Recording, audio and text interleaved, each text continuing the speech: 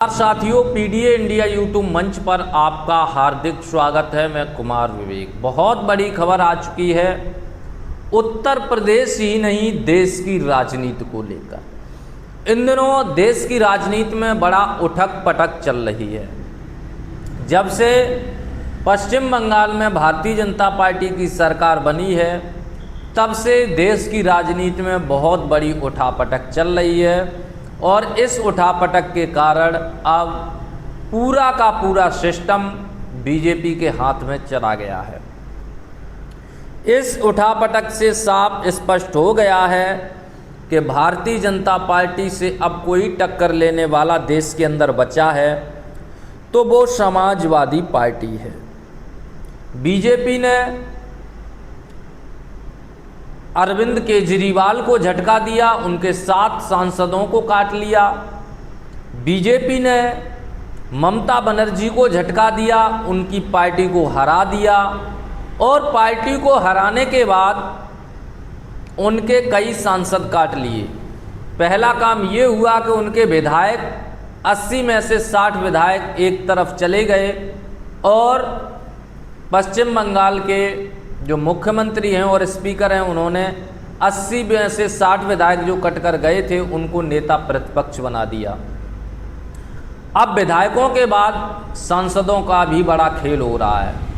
लोकतंत्र में ऐसा पहली बार हो रहा है कि कई पार्टियों के सांसद और विधायकों को तोड़ कर भारतीय जनता पार्टी या तो खुद में शामिल कर रही है या फिर उन्हें मोहरा बनाकर नई पार्टी बनाकर बीजेपी का समर्थन दिला रही है।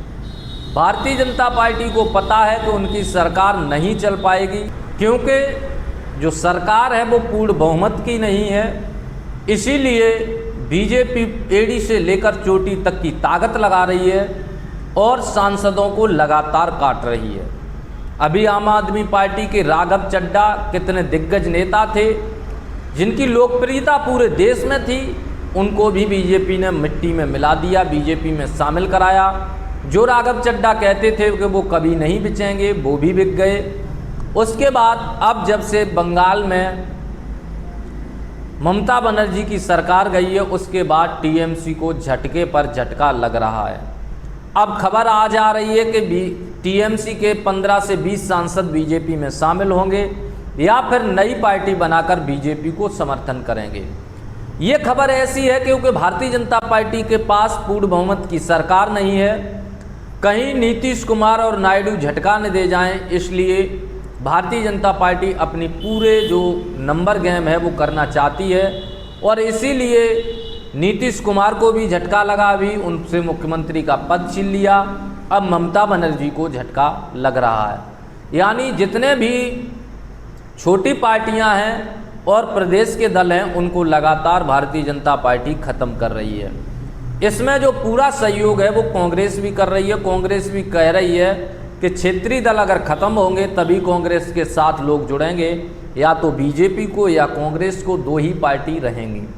लेकिन अगर कोई कांग्रेस और बीजेपी के बाद अब टक्कर में आ रहा है तो वो सीधे तौर पर अखिलेश यादव आ रहे हैं। 2027 में अगर समाजवादी पार्टी की सरकार उत्तर प्रदेश में बनती है तो अखिलेश यादव देश के सबसे बड़े नेता माने जाएंगे, चाहे वो नरेंद्र मोदी हों, अरविंद केजरीवाल, जितनी भी पार्टियों के नेता हों, सभी पार्टियों के नेताओं से ज़्यादा जो लोकप्रियता होगी वो अखिलेश यादव की होगी और अखिलेश यादव राष्ट्रीय स्तर पर बड़े नेता बनेंगे। आने वाले समय में प्रधानमंत्री भी बन सकते हैं।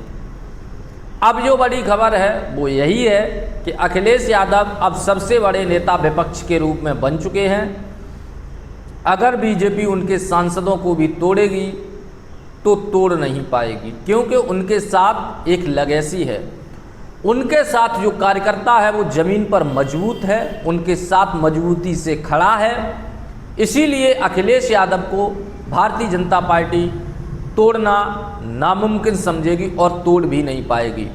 जैसे तमाम पार्टियों को लगातार क्षेत्रीय पार्टियों को ख़त्म किया जा रहा है, उससे अब लग रहा है आने वाले समय में राहुल गांधी की जगह पर अखिलेश यादव बड़े नेता उभर कर सामने आएंगे और समाजवादी पार्टी राष्ट्रीय पार्टी भी बनेगी।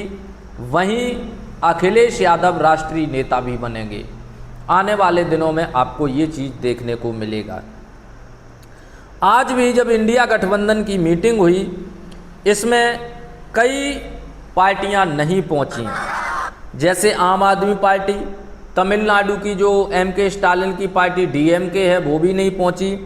ये तमाम लोग इसलिए नहीं पहुंचे, ये कांग्रेस से खिलाफ हैं और ये अखिलेश यादव को तो चाहते हैं लेकिन कांग्रेस को नहीं चाहते हैं। इसीलिए ये तमाम दल इस इंडिया गठबंधन की बैठक में नहीं पहुंचे। इस बैठक में अखिलेश यादव पहुंचे, ममता बनर्जी पहुंची और उमर अब्दुल्ला पहुंचे, महबूबा मुफ्ती पहुंची और भी कई पार्टियों के, लगभग झारखंड के मुख्यमंत्री हेमंत सोरेन की पार्टी हो, ये तमाम पार्टियां, तेजस्वी यादव हों और अन्य जो भी इंडिया गठबंधन में दल शामिल थे, वो सभी दलों के नेता इस आज इंडिया गठबंधन की बैठक में पहुंचे। इस बैठक में सिर्फ अरविंद केजरीवाल और DMK के M.के. स्टालिन का कोई नेतृत्व देखने को नहीं मिला। वहीं इन दोनों नेताओं ने भी कहा कि अगर अखिलेश यादव इंडिया गठबंधन की कमान लेते हैं तो हम उनके साथ हैं। आज ममता बनर्जी भी इस इंडिया गठबंधन की बैठक में पहुंची। हालांकि वो कांग्रेस को लगातार कोसती रही हैं, लेकिन जब उनके पास आज कुछ नहीं रहा है तो वो भी इस इंडिया गठबंधन की बैठक में पहुंची और जो कांग्रेस के राष्ट्रीय अध्यक्ष हैं मल्लिकार्जुन खड़गे, उनके साथ फोटो में नजर आईं। वहीं सबसे ज़्यादा चर्चा का जो विषय बने वो बने अखिलेश यादव। ममता बनर्जी भी अखिलेश यादव के कारण इंडिया गठबंधन में आई, अभिषेक बनर्जी उनके भतीजे आए, लेकिन जब उनका सब कुछ लुट गया। इससे पहले जब इंडिया गठबंधन बना था और नीतीश कुमार ने ये इंडिया गठबंधन बनाया था, तो कहा जा रहा था कि इंडिया गठबंधन का संयोजक नीतीश कुमार को बनाया जाए। ये जो प्रस्ताव था वो अखिलेश यादव ने रखा था, लेकिन इस प्रस्ताव को सबसे ज़्यादा ममता बनर्जी और अरविंद केजरीवाल ने ही ठुकरा दिया।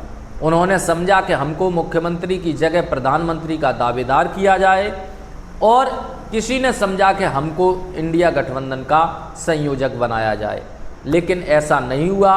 अब अरविंद केजरीवाल और जब ममता बनर्जी चोट खा चुके हैं दोनों नेता, तो इंडिया गठबंधन अब मजबूत भी हो रहा है और इन नेताओं की पार्टियां बिखर रही हैं। चर्चा तेज है। जब ये सब पार्टियां नीचा देख चुकी हैं तो सब पार्टियां मिलकर अब राहुल गांधी की जगह अखिलेश यादव को नेता प्रतिपक्ष और प्रधानमंत्री का दावेदार बनाना चाहती हैं।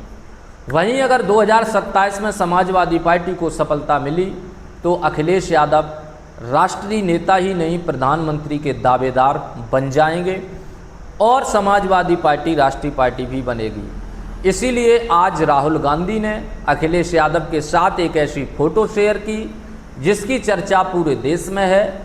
राहुल गांधी अखिलेश यादव से बिगाड़ना नहीं चाहते हैं, क्योंकि राहुल गांधी समझ रहे हैं कि अखिलेश यादव से बिगाड़ेंगे तो उत्तर प्रदेश में कांग्रेस के साथ कोई नज़र नहीं आएगा। वहीं समाजवादी पार्टी और अखिलेश यादव अब राष्ट्रीय स्तर पर नई कमान संभालने के लिए तैयार हैं। आप लोगों की क्या राय है समाजवादी पार्टी और अखिलेश यादव को लेकर, कमेंट में ज़रूर बताएं और चैनल पर नए हैं तो चैनल को सब्सक्राइब कर लें। बहुत